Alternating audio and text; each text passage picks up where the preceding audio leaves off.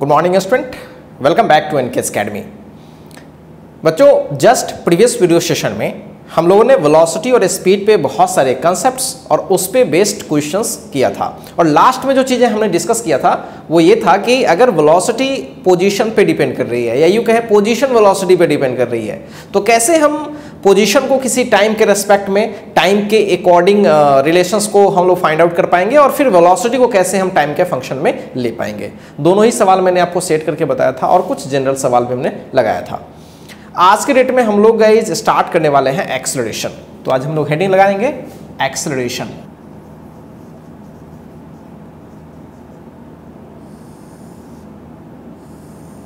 ठीक है, एक्सेलरेशन। जैसा कि आपने वेलोसिटी पढ़ा था तो आपको याद होगा वेलोसिटी क्या होती है। अगर कोई पार्टिकल मूव कर रही है, अगर उसकी पोजीशन लगातार चेंज कर रही है, ठीक है, तो पोजीशन की जो चेंज की जो टाइम रेट होती है या सिंपल बोले रेट होती है, उसी को हमने वेलोसिटी बोला था। सिमिलरली अगर कोई पार्टिकल मूव कर रही है तो मूव करने में उसकी वेलोसिटी बदल सकती है। वेलोसिटी में बोल रहा हूँ, स्पीड नहीं, वेलोसिटी बदल सकती है। अभी अगर 4 मीटर पर सेकेंड से नॉर्थ में है तो हो सकता है अगले ही पल में 4 मीटर पर सेकेंड हो लेकिन साउथ हो जाए, हो सकता है ईस्ट हो जाए, कुछ भी हो सकता है। तो अगर किसी पार्टिकल की वेलोसिटी कंटिन्यूअसली बदल रही है, ठीक है, चाहे डायरेक्शन में बदले या मैग्नीट्यूड में बदले या डायरेक्शन और मैग्नीट्यूड दोनों में बदले, ठीक है, तो ऐसे केस में जो चेंज ऑफ वेलोसिटी होती है उसकी रेट जब निकालेंगे उसी को हम लोग एक्सेलरेशन कहेंगे। यानी acceleration is basically the rate of change of velocity with respect to time. Very simple, the rate of change of position with respect to time is known as velocity and the rate of change of velocity with respect to time. ठीक है, एक एक step हम लोग ऊपर आ रहे हैं। Position को चेंज किया, उसका टाइम रेट निकाला तो वेलोसिटी मिला, फिर वेलोसिटी को चेंज करेंगे, उसका टाइम रेट जो निकालेंगे उसे हम लोग एक्सेलरेशन कहेंगे। Is it clear? तो चलिए लिखते हैं इसमें, the rate of change of velocity with respect to time it's called acceleration. this is very simple. अगर सिंपल भाषा में लिखे तो एक्सेलरेशन वेलोसिटी के चेंज करने का रेट है, सो डेल्टा भी बाई डेल्टा टी लिख सकते हैं। ठीक है, इससे हम और अच्छे से लिखें तो सिंपल इस तरह से लिख सकते हैं v2 minus v1 and this is t2 minus t1। ठीक है, ध्यान इस बात का रखेंगे, स्पीड आप नहीं बोलेंगे। ठीक है, स्पीड नहीं, स्पीड प्रॉब्लम कर जाएगा क्योंकि स्पीड कभी कभी ऐसा होता है ना कि पार्टिकल की स्पीड सेम रहती है लेकिन डायरेक्शन चेंज कर रहा होता है तो वेलोसिटी तो चेंज कर जाएगा ना। जैसे सर्कुलर पाथ पर कोई पार्टिकल 5 मीटर पर सेकंड से लगातार घूम रही है, आपके अकॉर्डिंग अगर स्पीड पे बात करोगे तो स्पीड में चेंजिंग हो रही है, बोलोगे नहीं सर। क्या एक्सेलरेशन होगी, बोलोगे नहीं सर, लेकिन होती है एक्सेलरेशन, बिकॉज वहाँ वेलोसिटी हर पल क्या हो रही है, चेंज कर रही है, हर पल डायरेक्शन चेंज हो रही है। सो बी केयरफुल, कभी भी स्पीड पर डिफाइन नहीं करेंगे, हमेशा हम लोग वेलोसिटी पर डिफाइन करेंगे। क्लियर? चलिए, बहुत अच्छा। यूनिट और डायमेंशन कुछ नहीं करना है, हमने यूनिट और डायमेंशन चैप्टर में इसके बारे में पढ़ा रखा था। मीटर पर सेकेंड, नीचे सेकेंड तो मीटर पर सेकेंड स्क्वायर, तो सिंपल है इसलिए इसके बारे में ज़्यादा बात नहीं कर रहे हैं। तो ये चीज़ तो हमें पता पड़ गई एक्सेलरेशन। अब जहाँ भी रेट होती है, मैंने पहले भी बताया है, where there is rate there must be average and instantaneous rate. काफ़ी बार चर्चा हुई थी, काफ़ी डिटेल में चर्चा हुई थी। तो यहाँ भी वही बात होगी, एक्सेलरेशन अभी रेट के बारे में, जनरल रेट के बारे में बात हो रही है। तो ये रेट तो इंस्टेंटेनियस भी हो सकता है और एवरेज भी हो सकती है, बिल्कुल। तो एक्सेलरेशन के बारे में अगर मैं विशेष रूप से बात करूं तो ये 2 टाइप की हो सकती है। एक को हम बोल सकते हैं एवरेज रेट यानी एवरेज एक्सेलरेशन, शॉर्ट में मैं लिख देता हूं, और दूसरा इंस्टेंटेनियस। ठीक है, इंस्टेंटेनियस एक्सेलरेशन। अब इसके बारे में आपको पता ही है, अगर मैं एवरेज निकालूं so this is simple delta भी, simple change in velocity by time. और ये हम यहाँ पे ये टेंशन नहीं लेते हैं कि ये डेल्टा भी छोटा है बड़ा, आई डोंट नो क्या है, बस एक इंटरवल में बातें हो रही है, सिंपल। और सिंपली ये डेल्टा टी जो इंटरवल होती है बड़ी ही होती है। अगर वही इंटरवल काफ़ी छोटी हो जाए तो क्या हो जाएगा, इंस्टेंटेनियस मिल जाएगा, जो आपको ऑलरेडी पता है इस टाइप की चीज़ें। तो अगर मैं इसे ऐसे करूँ, लिमिट लगा दूँ delta t tending to 0 delta भी वेक्टर बाई डेल्टा टी, तो ये क्या बन जाएगा, d v by d t. यानी डिफ्रेंसिएशन क्या मिलने वाला है, वेलोसिटी का डिफरेंशिएशन क्या मिलने वाला है, एक्सेलरेशन। वेलोसिटी का डिफरेंशिएशन एक्सेलरेशन मिलने वाला है।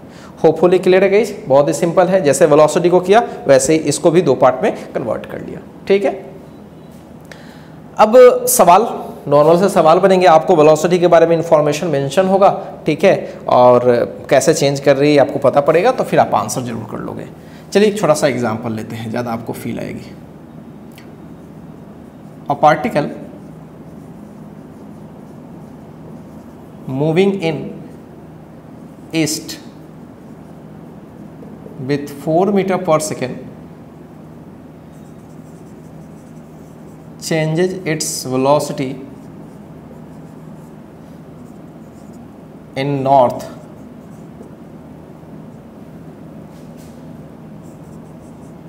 and moves with same speed, magnitude वही है, ठीक है, अप टू, या एक काम करते हैं इसमें थोड़ा जोड़ते हैं,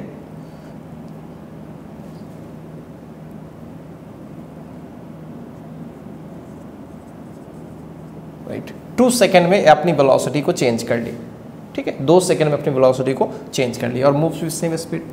आपसे ये पूछा गया फाइंड द एवरेज एक्सेलरेशन, तो बहुत ही सिंपल सॉल्यूशन है। एवरेज एक्सेलरेशन, इनिशियल वेलोसिटी की बात करें तो वेक्टर फॉर्म में लिख लेते हैं। अगर मैं इसे मान लूँ ईस्ट, नॉर्थ और वेस्ट और साउथ मान लूँ, एक्स वाई को मान लूँ, तो ईस्ट में अगर जा रही थी तो 4i कैप हम लिख सकते हैं, बिल्कुल लिख सकते हैं। ईस्ट में तो i कैप लिख सकते हैं, हम लोग इधर x मान रहे हैं और इधर y मान रहे हैं, तो x में जो भी वेक्टर होती है उसको हम i कैप से लिखते हैं, इतना तो पता ही आपको। और सेम स्पीड से अब मूव करने लगे किधर, नॉर्थ में, नॉर्थ मतलब जे में, यानी 4j कैप हो गई। और टाइम की जहाँ तक बात है, कितना टाइम लगा इस पीरियड में, तो 2 सेकंड लगा इस पूरे, राइट। तो अगर हमसे कोई एक्सेलरेशन पूछे तो वो क्या हो जाएगी, v2 minus v1 by delta T, और v2 की बात करें तो 4j कैप, और v1 की बात करें तो 4i कैप, और डेल्टा टी की बात करें तो 2। क्लियर है? अगर हम इसे 2 कॉमन ले लें तो 2 कॉमन लेके कट जाएगा, सो ये हो जाएगा 2j cap minus 2i cap, ठीक है, 2j cap minus 2i cap. तो एक्सेलरेशन निकल गया, और इस एक्सेलरेशन की अगर मेरे को डायरेक्शन पूछे तब भी निकाल सकते हैं, मैग्नीट्यूड पूछे तब भी निकाल सकते हैं, क्योंकि वेक्टर है भाई। अगर मैग्नीट्यूड निकालें तो 2 का स्क्वायर 4, 2 का स्क्वायर 4, 8, 2√2, इतनी मीटर पर सेकेंड स्क्वायर। जहाँ तक डायरेक्शन का प्रश्न है तो वो आप बिल्कुल निकाल सकते हैं, इतना आइडिया है आपको। आप x और y एक्सिस बना लीजिए, और 2j का मतलब होता है ऊपर 2, राइट, माइनस 2i का मतलब होता है इस साइड में। अब इसकी डायरेक्शन, नेट डायरेक्शन तो इधर ही होगी, ठीक है, 45 डिग्री, क्योंकि ये 2 तो 45 डिग्री होगी ना, तो ये एक्सेलरेशन की डायरेक्शन हो गई। यानी एक पार्टिकल अगर ऐसे जा रही है और ऐसे उसकी डायरेक्शन चेंज कर गई, तो उसकी जो एक्सेलरेशन होगी वो कुछ इस डायरेक्शन में होगी, ठीक है, ये उसकी एक्सेलरेशन की डायरेक्शन। क्लियर है? देखिए गाइस, बच्चे जनरली कंफ्यूज करते हैं कि एक्सेलरेशन जो होती है वेलोसिटी के डायरेक्शन में होती है, ऐसा कभी नहीं है गाइस। ऐसा ये चीज अगर आपके दिमाग में है तो उसको पहले निकालिए, ठीक है। एक्सेलरेशन को आप फील नहीं कर पाते, ठीक है, आपके सामने जो फील होती है ना, आपको जो विजुलाइज होती है वो हमेशा पार्टिकल की वेलोसिटी विजुलाइज होती है, डिस्प्लेसमेंट विजुलाइज होती है। हमेशा इस बात को ध्यान रखेंगे, एक्सेलरेशन विजुलाइज नहीं होता है।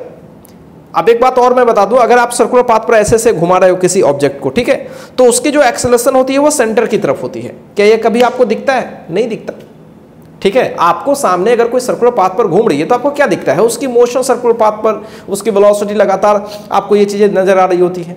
तो ये बड़ी कमाल की चीज है। तो एक्सेलरेशन अगर आप चाहते हो कि मैं विजुलाइज देखूं और एक्सेलरेशन किधर है, ऐसा कभी नहीं होता। यही वजह है कि बच्चे लोग क्या करते हैं कि जनरल सवालों में कि पार्टिकल ऐसे दौड़ रही है तो एक्सेलरेशन आगे होगी पीछे होगी, इस तरह की चीजें सोचते हैं। हाँ, ये बात जरूर है, ये बात फैक्ट है कि अगर स्ट्रेट पाथ पर दौड़ रही है तब तो अलग इशू है, तब अलग बात है। लेकिन अगर स्ट्रेट पाथ पर नहीं बल्कि कहीं कर्व पे घूम रही है, ऐसे घूम रही है, 3D में घूम रही है, तो ऐसे केस में आप कभी भी एक्सेलरेशन की डायरेक्शन को विजुलाइज नहीं कर पाओगे, मतलब आप देख के नहीं बता पाओगे, ठीक है। इस बात को हमेशा दिमाग में रखें। तो होपफुली मेरी बातें समझ में आ रही है। एक्सेलरेशन की डायरेक्शन किधर हो गई, इधर हो गई, ठीक है। अब गाइज सिंपल सा सवाल है कि भाई अब dv/dt पर सवाल, तो वेलोसिटी के बारे में क्वेश्चन होगा, टाइम का फंक्शन होगा, उसको डिफरेंशिएट करेंगे और एक्सेलरेशन निकल जाएगा। कुछ भी खास नहीं है, बहुत बहुत सिंपल है, ठीक है। चलिए पहले इसको कॉपी कीजिए, बहुत ही सिंपल है, जस्ट पहले किया वैसे ही उन्हीं चीजों को मैं रिकैप कर रहा हूँ। कॉपी कीजिए फटाफट। चलिए गाइज आगे बढ़ते हैं और इंस्टेंटेनियस एक्सेलरेशन पर कुछ सवाल करते हैं। सिंपल सा सवाल होगा। सपोज कीजिए कि पार्टिकल की जो वेलोसिटी है कुछ इस तरीके से चेंज कर रही है, ठीक है, वेलोसिटी इस तरीके से चेंज कर रही है। तो आपसे पूछा गया acceleration, find the acceleration of the particle, ठीक है। देखिए एक्सेलरेशन ऑफ द पार्टिकल कहने का यह मतलब हुआ कि वेलोसिटी का रेट क्या है चेंज करने का। अब रेट का शुरुआत में जो चीजें समझाई थी वही समझना है। रेट का मतलब होता है कि हर एक सेकंड में वेलोसिटी कितनी बढ़ जा रही है, हर एक सेकंड में, यही होता है ना, हर एक सेकंड में कितनी हो जा रही है। अगर एक सेकंड में अगर उसकी वेलोसिटी पहले 2 थी अब 4 हो गई तो 2 की चेंजिंग आ गई, फिर 4 से 10 हो गई, ठीक है, तो 6 की चेंजिंग आ गई। तो हर एक सेकंड में वेलोसिटी में जितनी की चेंजिंग आती है उसको हम लोग बोलते हैं एक्सेलरेशन, ठीक है। ये बात हमेशा दिमाग में रखेंगे।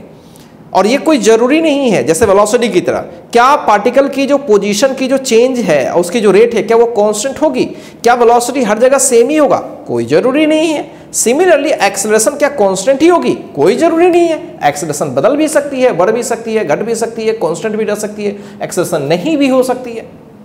समझ रहे हो मेरी बात?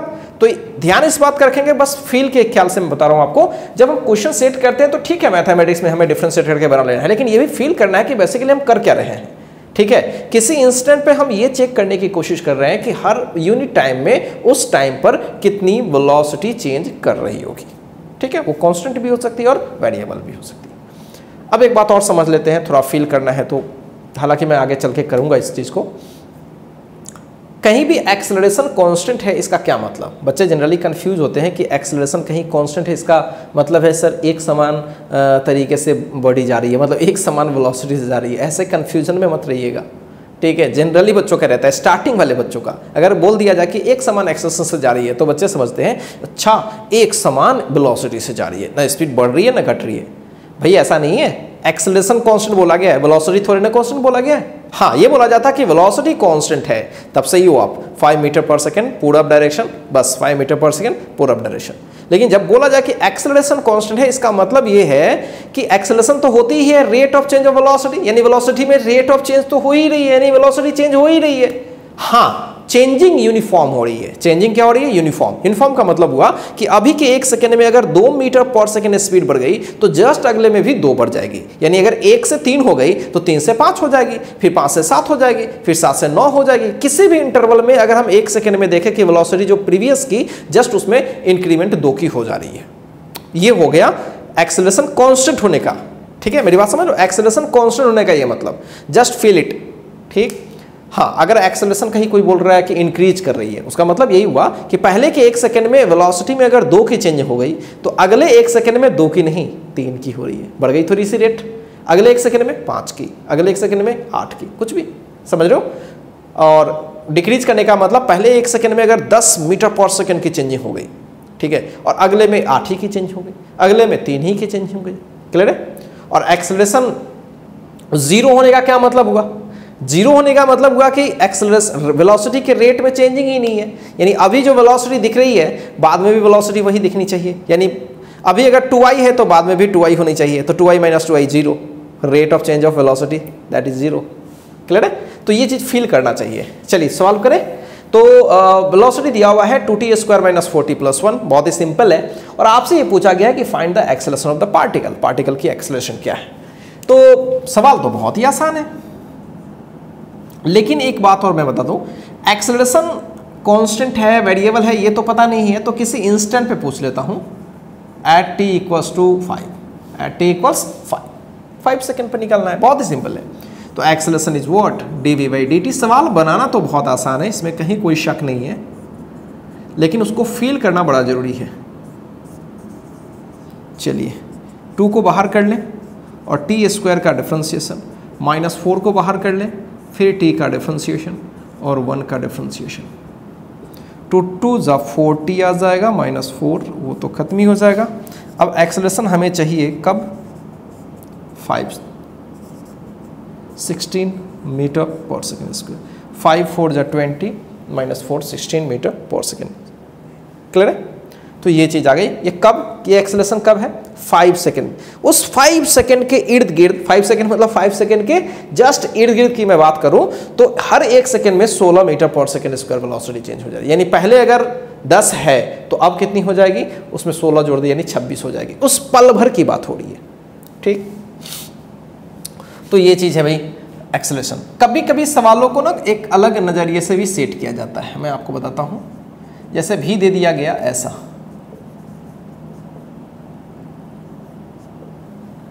ऐसा दे दिया गया, ठीक है, और मैं एक और अच्छे तरीके से सेट कर रहा हूँ।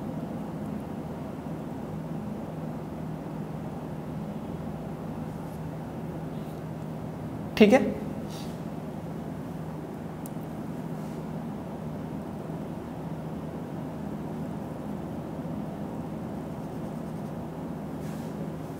इस तरह से मैं सेट कर रहा हूं, v = 2t² + 4t - 6। ठीक है, आपसे पूछा गया है find the acceleration of the particle when it comes to rest instantaneously, है ना, या फिर ऐसा करते हैं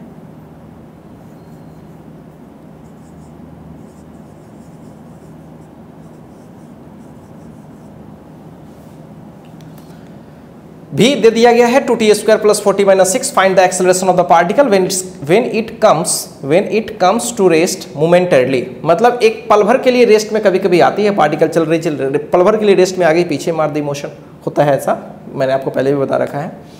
तो वैसे केस में उस पल में, जिस पल में वो रेस्ट में मारी है, उस समय में आप एक्सेलरेशन बता दो। अब गाइस इसमें जो अच्छे बच्चे होते हैं उन्हीं को ज़्यादा कन्फ्यूजन होता है, और होना भी चाहिए। बहुत सारे लोगों के दिमाग में एक बात बैठी होगी कि सर जिस पल में वेलोसिटी 0 हो गई उस समय में तो एक्सेलरेशन भी 0 हो गई, क्योंकि उस समय rate of change of velocity तो है ही नहीं।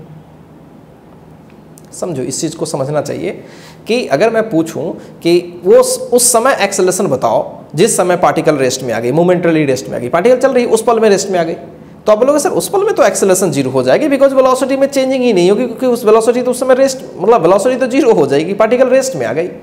देखिए यही एक थोड़ा ना कंसेप्चुअल क्लैरिटी नहीं होती है बच्चों को, वो मैं आपको क्लियर करता हूँ। देखिए क्या एक्सेलरेशन का फॉर्मूला ये होता है क्या, वेलोसिटी बाई टाइम होता है क्या? पहले ये बताओ कि क्या एक्सेलरेशन का फॉर्मूला उस पल की वेलोसिटी बाई टाइम होती है क्या? नो, उस पल की वेलोसिटी बाई टाइम नहीं होती है।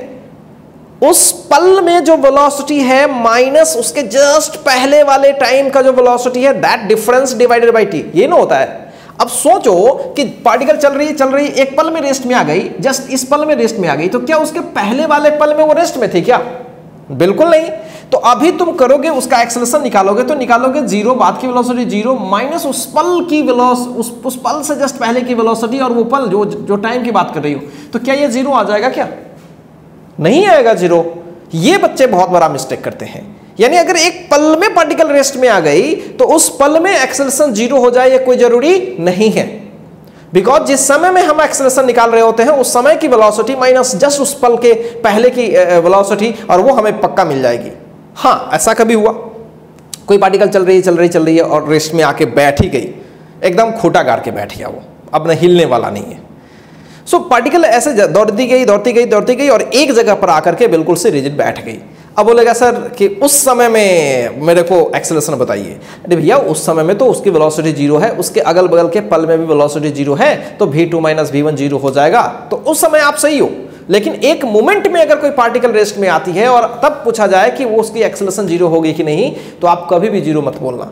ये बहुत बड़ी प्रॉब्लम होती है कुछ बच्चों को स्टार्टिंग में, और होना भी चाहिए गाइस, एकदम होना चाहिए, तभी तो कंसेप्चुअल क्लैरिटी बढ़ती है ना। जब तक कि प्रॉब्लम नहीं होगा तब तक मजा कहाँ है। तो होपफुली समझ में आ रही बात। तो इसलिए कंफ्यूज तो नहीं हो इस क्वेश्चन में कि भी दे दिए sir find the acceleration of the particle when it comes to rest, जब वो रेस्ट में आएगी मोमेंटरली। तो बच्चे इसी को देख के बोलते हैं सर रेस्ट में बात बोल रहे हो, वेलोसिटी जीरो है, एक्सेलरेशन को जीरो बोल देते हैं, बिकॉज आप एक गलत फॉर्मूला जान रहे होते हो पहले से कि velocity equals acceleration equals velocity by time. ऐसा नहीं होता है, change in velocity by time. खूब अच्छे से क्लियर है। चलिए आगे बढ़ते हैं, सॉल्यूशन करते हैं इसका। अब आपके दिमाग में हो रही होगी सर एक्सेलरेशन निकालना कौन बड़ी बात है, डिफरेंशिएट कर देंगे, वेलोसिटी को निकाल लेंगे, फिर टाइम भी तो डालना पड़ेगा। तो ये टाइम उन्होंने तब बोला है कि वो टाइम आप खुद से निकालना पड़ेगा आपको, बिकॉज बोला ये गया है कि वो एक्सेलरेशन तब निकालो जब पार्टिकल रेस्ट में आ जाए। और पार्टिकल रेस्ट में कब आएगी यहाँ, तो रेस्ट में निकालने के लिए हमें वेलोसिटी को जीरो करना पड़ेगा, तभी तो पता पड़ेगा कि पार्टिकल कब कब रेस्ट में आई है। तो चलिए देखते हैं। When particle comes to rest, तो उस समय वेलोसिटी जीरो हो जाएगी। अब वेलोसिटी जीरो हो जाएगी तो फटाफट सॉल्व करने की कोशिश करते हैं।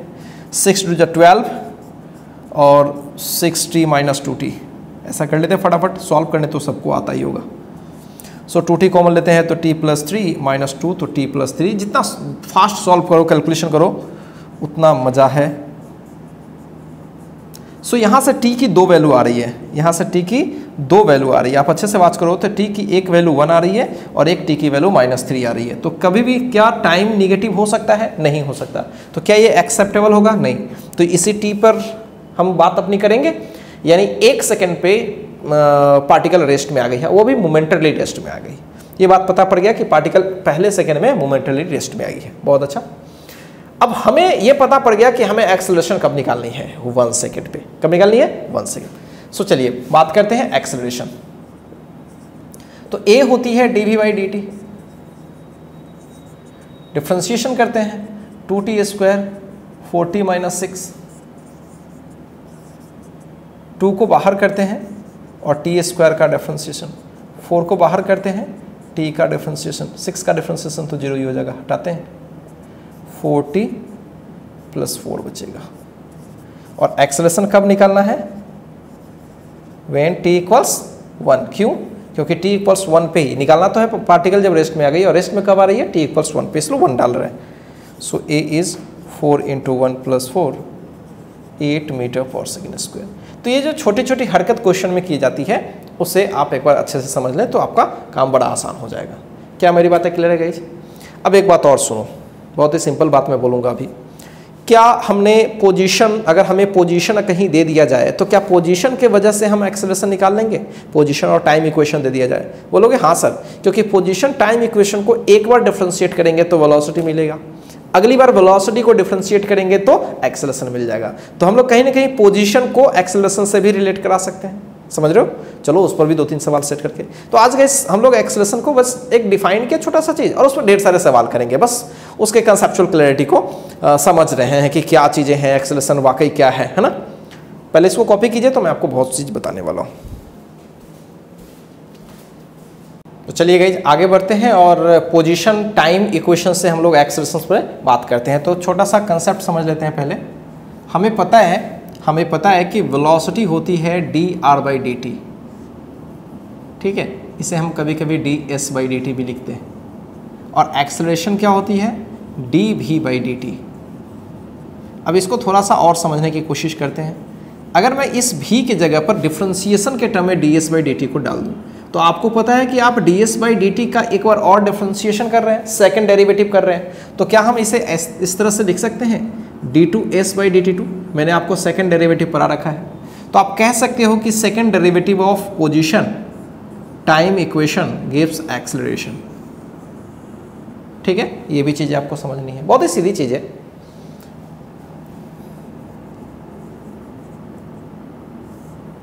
चलिए आगे बढ़ते हैं और इस पर एक छोटा सा सवाल लगाते हैं। चलिए एक छोटा सा सवाल लगाता हूँ। सपोज करो कि पार्टिकल की पोजीशन गिवन है। The position of a particle at any instant t is given as, मैं सिंपल एग्जांपल ले रहा हूं।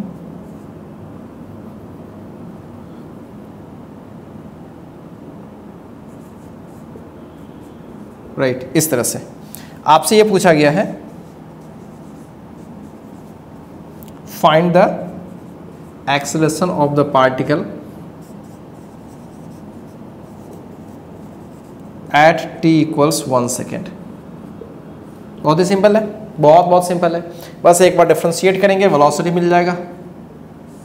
तो सबसे पहले तो वेलोसिटी निकालेंगे ds/dt करके, और ds क्या है, s है आपका t² माइनस 8t + 2, टाइम के रिस्पेक्ट में डिफरेंशिएशन करते हैं। सो t² का करें तो 2t माइनस 8 और t का करें तो 1 और 2 का 0, तो इस तरह से वेलोसिटी हो गया 2t माइनस 8। ठीक है, अब हमें क्या चाहिए, एक्सेलरेशन चाहिए, तो दिस इज dv/dt, कुछ भी खास नहीं है, 2t माइनस 8, 2 को बाहर करते हैं, t का डिफरेंशिएशन 1 हो जाएगा और 8 का 0 हो जाएगा, सो 2 मीटर पर सेकेंड। अब आपके दिमाग में एक बात और आएगी कि सर ये तो डायरेक्ट 2 आ गया, इसमें तो टाइम डालने का कहीं जगह ही नहीं है, क्योंकि आपको तो ये 1 सेकेंड में पूछा गया था, अगर 2 सेकेंड में पूछा जाता 5 सेकेंड पे। तो गाइस प्रॉब्लम ये है कि जब हमने एक्सेलरेशन निकाला तो एक्सेलरेशन में हमने देखा कि भाई ये टाइम का फंक्शन ही नहीं है, एक्सेलरेशन टाइम का फंक्शन नहीं है। देखो t का डिफरेंशिएशन करने से 1 आया है ये, ठीक, मतलब आप ऐसा मत समझना कि 1 डाल रहे हैं, तो t का डिफरेंशिएशन क्या आया 1 और 8 का 0, सो ये 2 डायरेक्ट ही आ गया, इसमें टाइम कहीं है ही नहीं। इसका मतलब एक्सेलरेशन इसकी क्या है, कांस्टेंट, एक्सेलरेशन इज कांस्टेंट, मतलब हर टाइम पर जो एक्सेलरेशन होगी वो फिक्स्ड होगी, वो टाइम का फंक्शन ही नहीं होगा। और मैंने जैसा कि पहले बताया एक्सेलरेशन अगर कांस्टेंट है, इसका मतलब क्या हुआ, क्या वेलोसिटी एक समान है, नो, ऐसा नहीं है, मतलब हर एक यूनिट टाइम में वेलोसिटी सेम तरीके से बढ़ रही है, यानी वेलोसिटी की जो इंक्रीमेंट है वो यूनिफॉर्म है, हर एक सेकेंड में पार्टिकल सेम स्पीड को इंक्रीज कर रही है, ये इससे फील आ रही है। ठीक है, चलिए एक सवाल और मैं सेट करता हूँ, चलिए मैं डायरेक्ट लिखता हूँ, पोजीशन ऐसा दे रखा है किसी पार्टिकल का इस तरह से, और आपसे पूछा गया है find the acceleration of the particle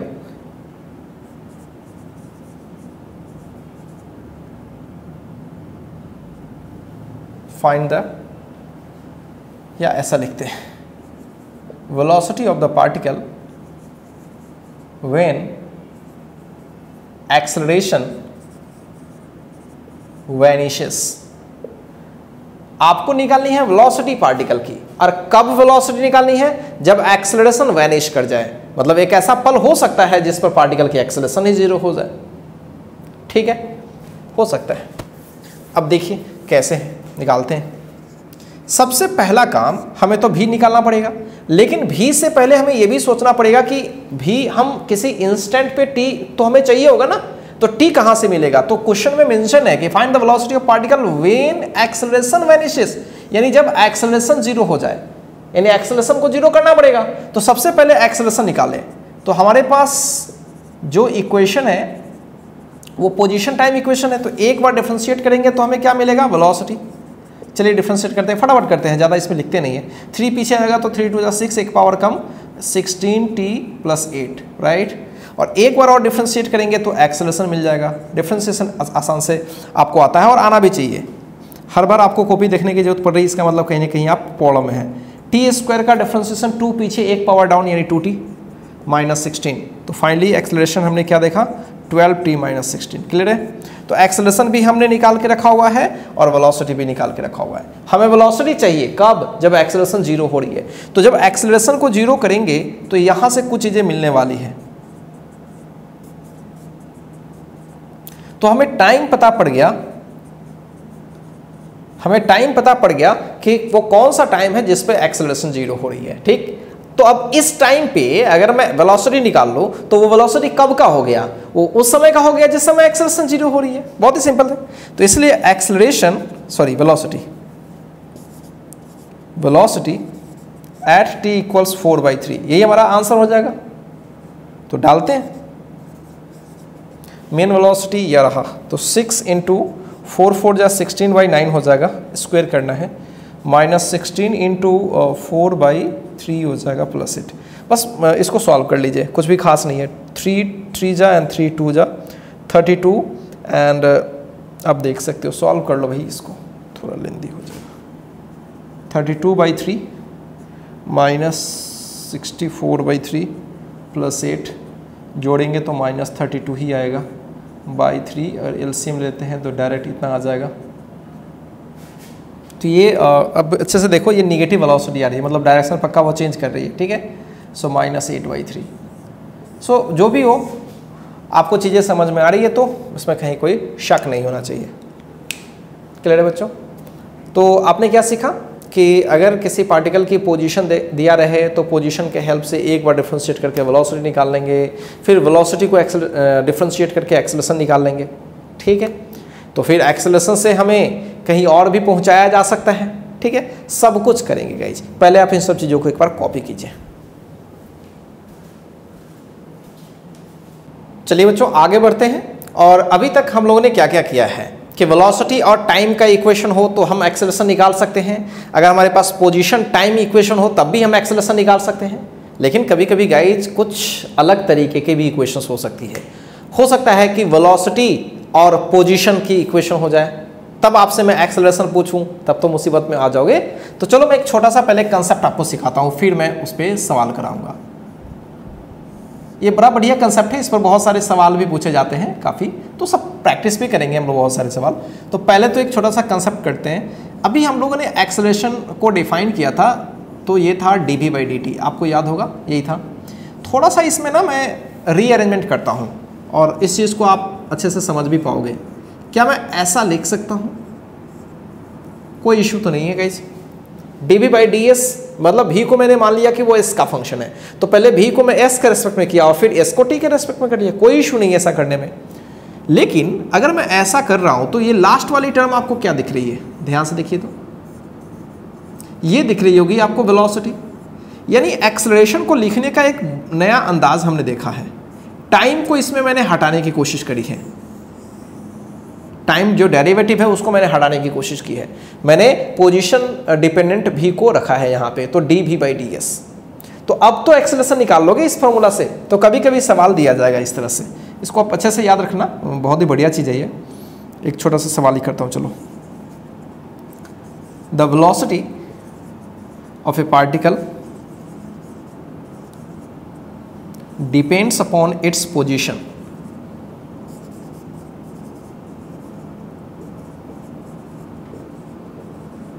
as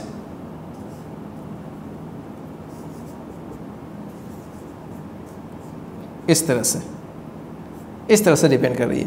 तो आपसे पूछा गया है find the acceleration of the particle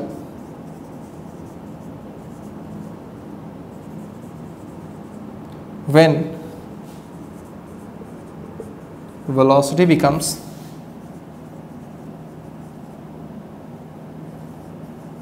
+2 meter per second. जब वेलोसिटी 2 मीटर पर सेकेंड हो जाए उस वक्त में एक्सेलरेशन निकालो, उस स्थिति में उस जगह पे निकालो एक्सेलरेशन। अब इस सवाल को अच्छे से वाच करो। अब इसमें कहीं टाइम का इशू नहीं है क्योंकि वेलोसिटी इसमें s पे डिपेंड करवा रखा है और आपसे एक्सेलरेशन पूछा गया है किसी पर्टिकुलर v पे, ठीक है, पर्टिकुलर v जब क्या हो जाए 2। तो देखिए गाइज समझिए अच्छे से, हमें तो एक्सेलरेशन इस तरह से निकालने आ जाएगा, या तो हम इसे एक बार डिराइव कर लेंगे या ये याद है तो चलिए कोई दिक्कत नहीं है, v dv/ds। अब सोचिए मैं v को s के रेस्पेक्ट में डिफ्रेंशिएट करूंगा बहुत ही आसानी से, चलो करते हैं। तो differentiating v with respect to s, तो हमारा v क्या है भाई?